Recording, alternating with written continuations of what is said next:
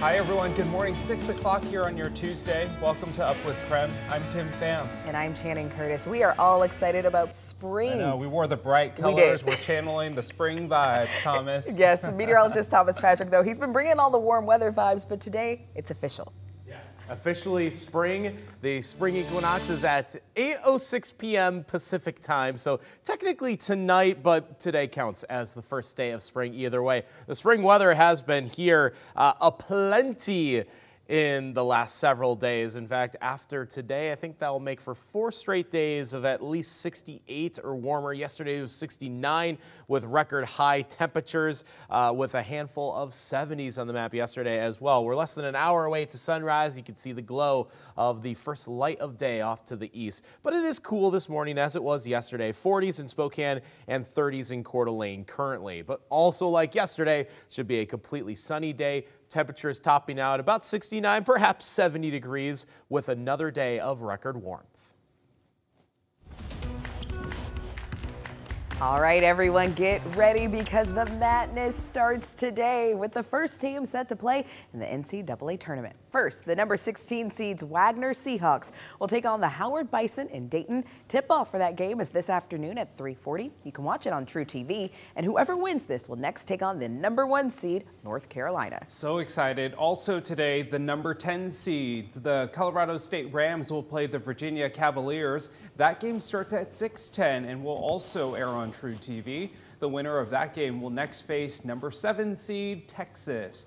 But before the games begin, fans young and old will try their best to predict the winners. And if you do plan on filling out your bracket before the first tip-off, of course, on Thursday, you may also be among the millions of Americans expected to place some wagers on March Madness. So the American Gaming Association predicts this year's men's and women's tournaments will draw in a massive $2.7 billion through legal sports books. That's a lot of people.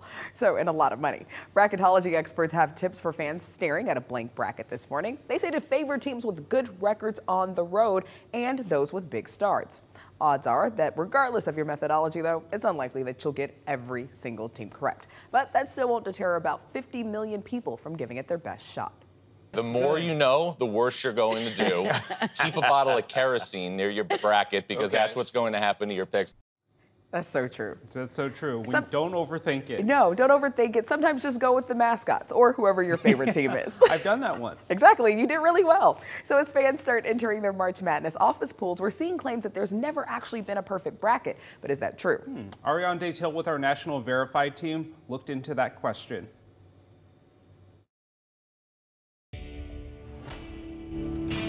March Madness is the annual NCAA men's tournament where 68 teams battle it out to be college basketball's national champion. Simultaneously, friends and colleagues fill out brackets to earn bragging rights and even money based on who can most accurately guess how the games will unfold and which team will win the whole shebang. The tournament earned the nickname March Madness because of its upset-fueled unpredictability. So let's verify. Has there ever been a documented case of somebody filling out a perfect men's bracket?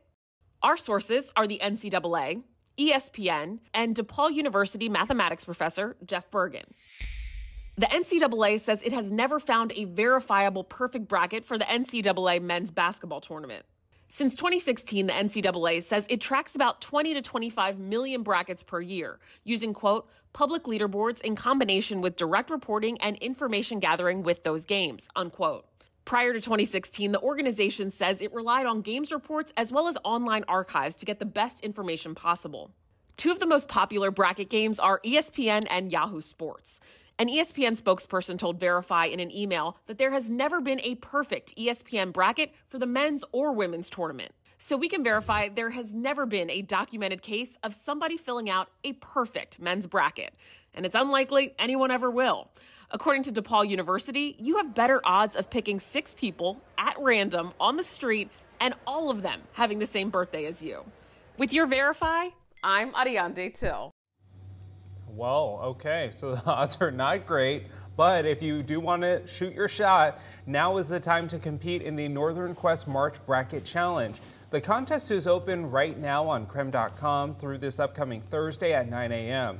If your bracket does better than KREM 2 Sports Director Travis Green, well then you could win pizza from Papa Murphy's, and whomever gets first place locally wins a prize package from Northern Quest. If someone has a perfect bracket, they could actually win $1 million. So again, you can fill out your bracket on KREM.com and also maybe do it a little before 9 a.m. because last year, no joke, it was like 8:58 or 8:59. And so, yeah, get it in early. Today, jury deliberations are expected to begin in the trial of Daniel Howard. The former Idaho State Police trooper is accused of killing his wife 3 years ago. So this morning, our Brandon T. Jones is joining us live in Coeur d'Alene right now. So Brandon, can you tell us more about when those next steps in the trial are scheduled to happen?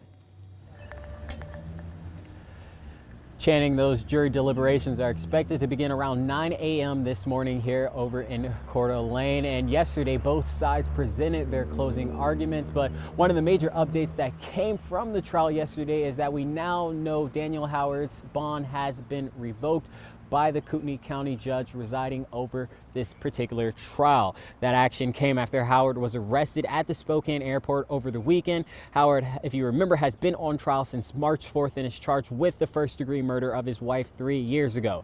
His attorney argued that Howard was not trying to leave the area, but was returning a rental car for a friend. He'll now remain in the county custody throughout the duration of the trial. And Howard's defense attorney also argued Monday that the jury should be pulled from the case because the news coverage of his arrest may have tainted the jury's view, but the judge ultimately ruled the jury would remain on the case. Prosecutors also told the judge that at the time of his arrest, there was a gun in Howard's car, and the prosecutors said they were able to track Howard because they've been keeping a close eye on his movements. But of course, any new information that comes from the trial today or those jury deliberations will keep you updated across all of our KREM 2 platforms. And for now, reporting live in Coeur d'Alene, Brandon T. Jones, KREM 2 News.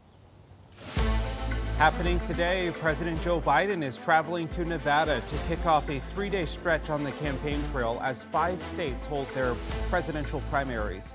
Today's outcomes won't actually change the fact that President Biden and former President Donald Trump have secured the delegates needed to be their party's presumptive nominees. However, the results will shed light on where voters stand on a Biden-Trump rematch.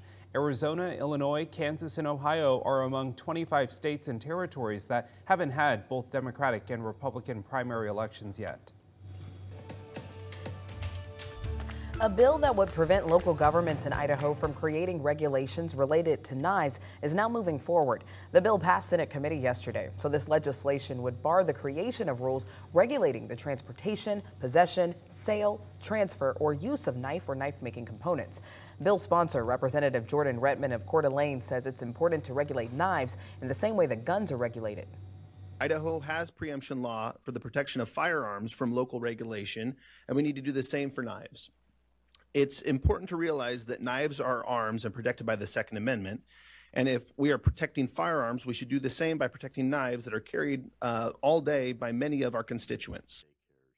Representative Redmond says the bill has several exceptions, including schools, courthouses, law enforcement facilities, and correctional facilities. The bill is now heading to the Senate floor. New numbers this morning. Spring enrollment is up for the University of Idaho for the 6th straight semester. The U of I reports total enrollment is up nearly 6% with more than 11,000 students. This marks the largest spring enrollment at U of I in at least a decade. 6:09 and weather-wise, like yesterday, cool in the morning, but also like yesterday, should hit record highs by this afternoon. Same spots as I noticed from yesterday that are waking up to temperatures in the 30s as of right now. That includes Coeur d'Alene, even 32 degrees in Sandpoint and Deer Park, so you're right at that freezing mark, and 33 degrees in Wall. So a handful of cool spots, but a handful of 40s at the same time. This afternoon, just like yesterday and the 2 days before that, with our highs in the upper 60s, if not low to mid 70s for central Washington today. All this is close to, if not above, record highs. But it will be the final day this warm this week. It'll slowly cool off as we head throughout the back half of the week, but down into the 40s for this weekend is quite the drastic change. We'll show you how that is going to take place and what days feature the best chances of rain overall in my full forecast in less than 10 minutes.